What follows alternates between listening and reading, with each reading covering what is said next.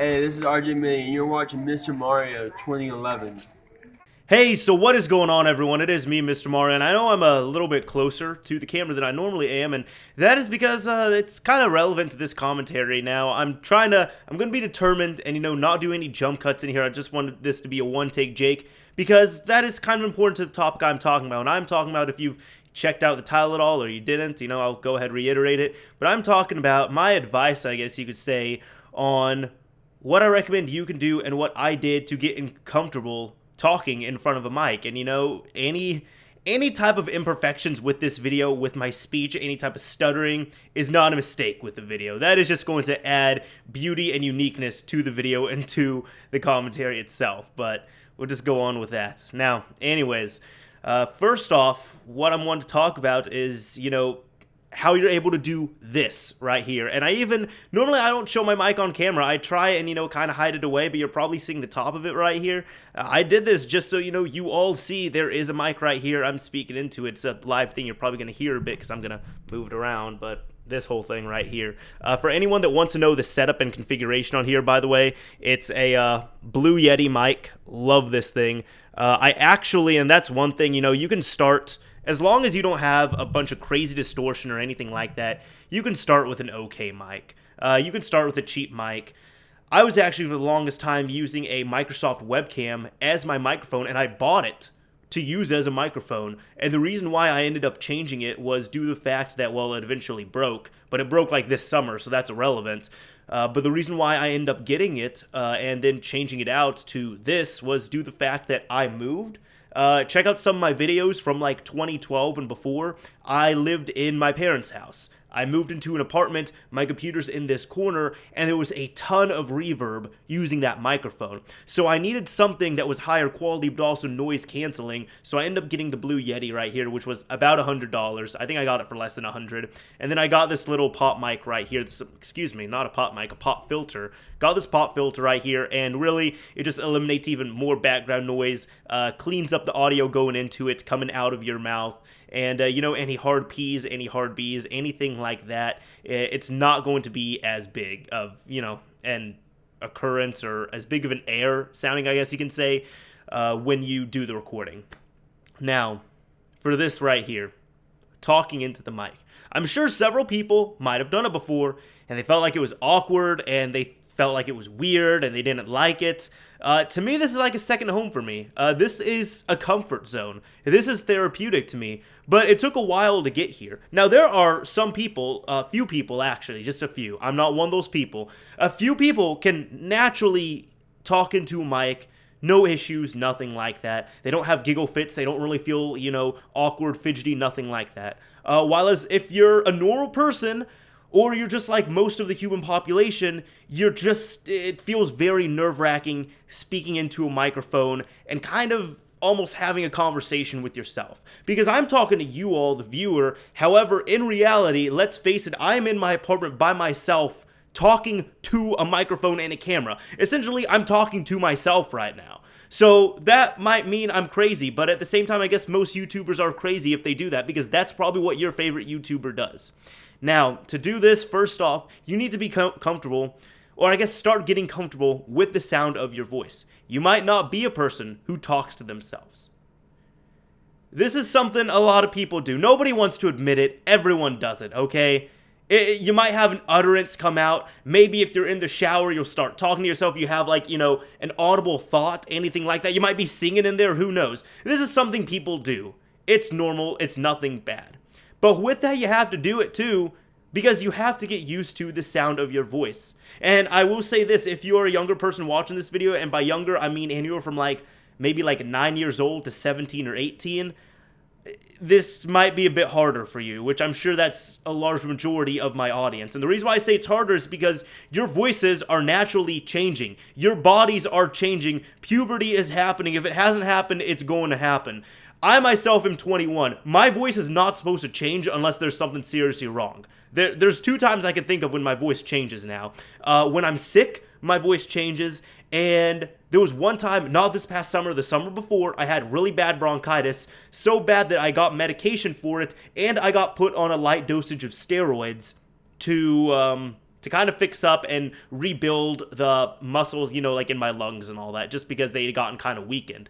With that, though, the first 3 days when I was on a higher dosage, than the other days, my voice was cracking. Do you know how awkward it is when you're 20 and your voice is cracking for the first time in like 2 or 3 years? It's very weird. So yeah, those are the only 2 times my voice should be changing.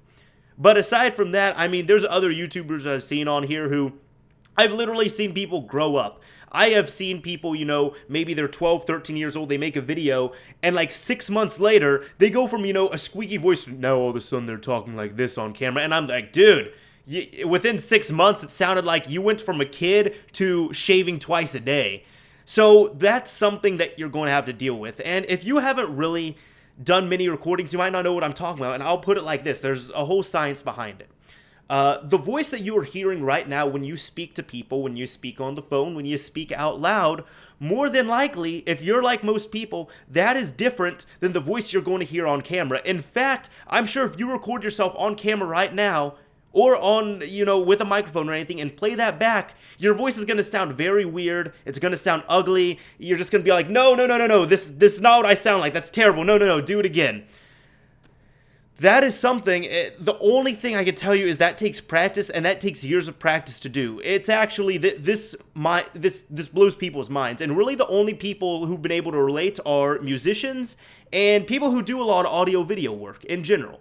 But the voice that I hear through my speakers from a recording and the voice I'm hearing right now are the same.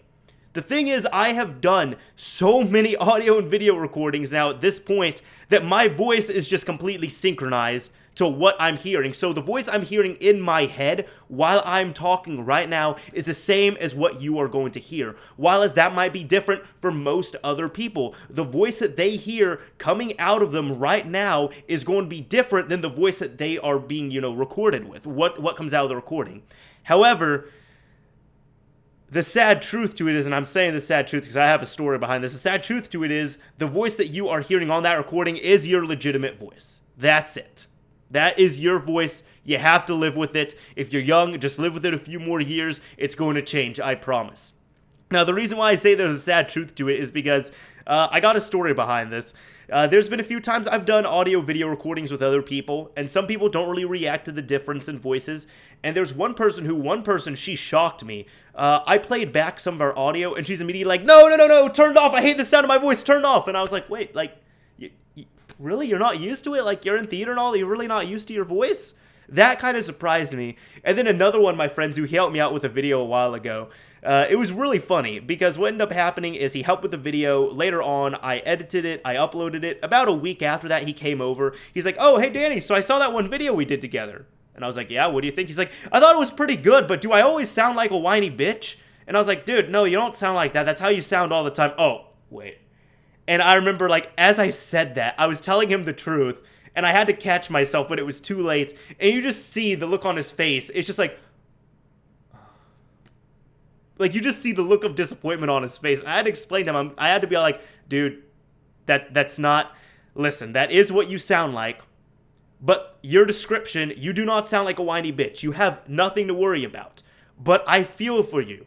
I know what you're talking about. I know what you probably heard on camera is dramatically different than what you're hearing right now talking to me. But that is your voice, but you don't have anything to worry about. And the last time I really freaked out about that was when I was a little kid, when I was first, messing around with like tape players and all that, things like that. And I was just so off-put by the sound of my voice. And then my parents told me, no, that's how you normally sound like, and I just completely freaked out. I'm like, no, this cannot be it. So you have to get comfortable with the sound of your voice. And in addition to that, you have to get comfortable talking through a one-way medium somehow. Now, how do you get comfortable with these methods? Well, do video work, do audio work, just do things like this. Like, trust me, no one's going to be perfect right out the gate. I'm still not perfect. I'm never going to be perfect. I still messed up. I like right there, I still mess up with grammar, with, maybe a tone, things like that. Right now, I feel like I'm messing up a little bit, but you just got to be relaxed is another thing. Maybe you might be more comfortable on camera. That's another big thing as well. In fact, for a while, for some reason, for like 2 or 3 years, this was before the YouTube stuff actually, whenever I had to do audio recordings, I couldn't talk to a mic. I couldn't. I don't know why. I could kind of talk to crowds. I could talk to my friends easily. I could talk to a camera. Like, if this camera was here, I could talk into it. But a microphone by itself, no, I couldn't do it. It was bad. In fact, there was one video I did for a video productions class back in high school. I had to do a long commentary, and you know what I did?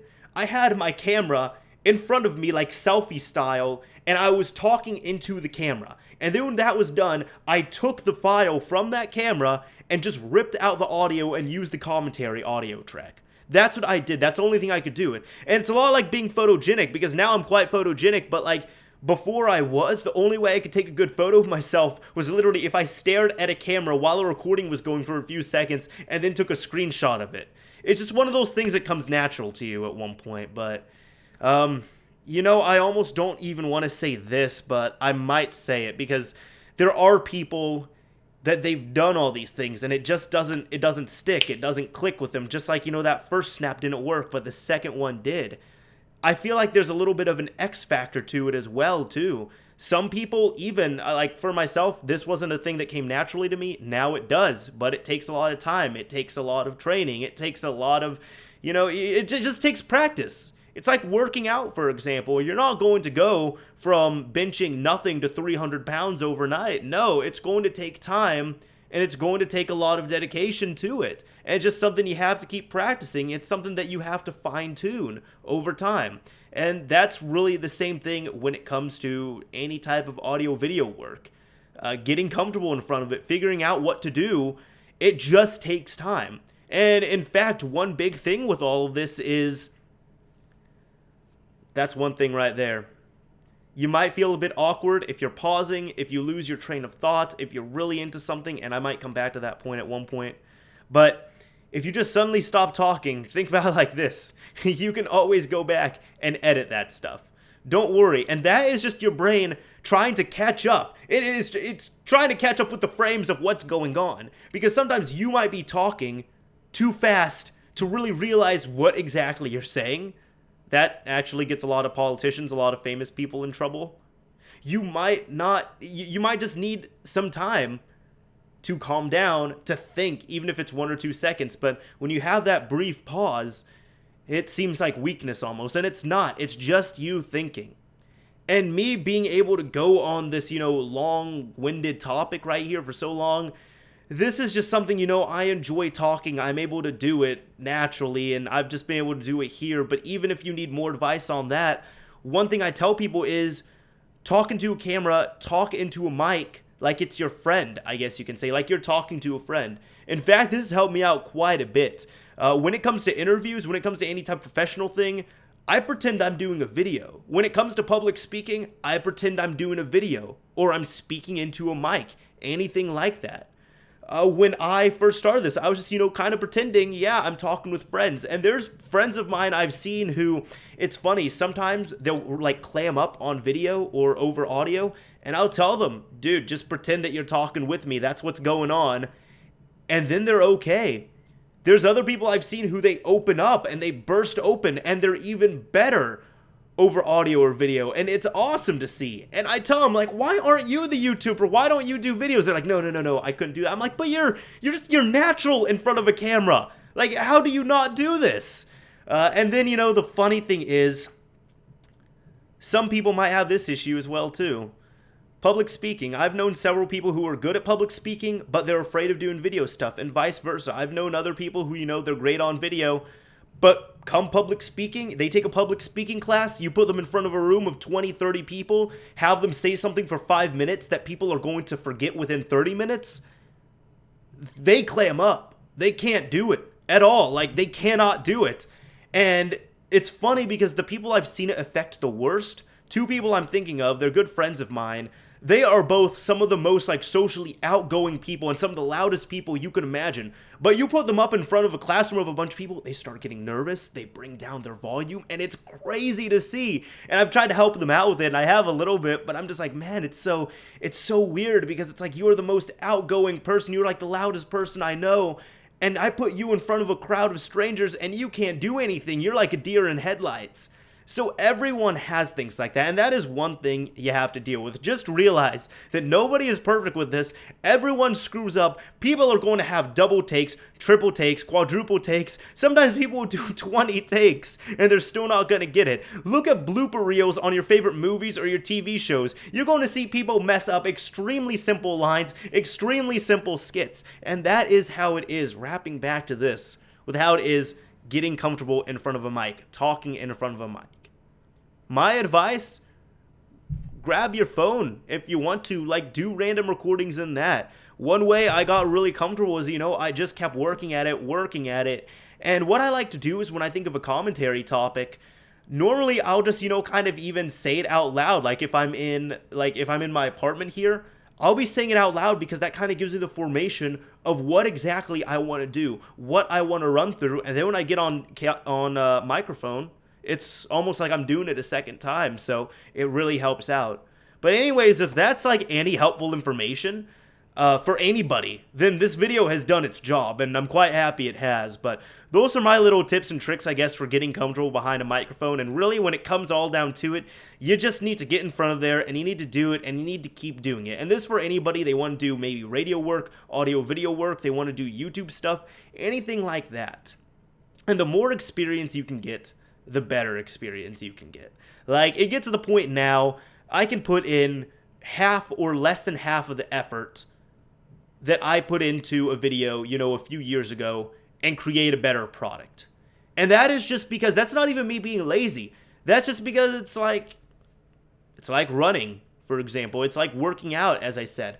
When you first start running, let's say, you might run a mile and you'll be completely out of breath. But you do that every day for a few months, you're going to notice like 4 months down the line, for some reason, that mile is a lot easier to run than, a mile the first day you did it. In fact, you might need to run more than a mile to feel that burn. You might need to run like 3, 4, maybe 5 miles now. And for anybody who is outside of the US who uses, proper conventions and proper numbering schemes, I really don't feel like translating it out to any other type of, units or anything like that. I'm sorry. Just run into Google or something. Anyways, this is Mr. Mario signing off. Thank you for watching, everyone.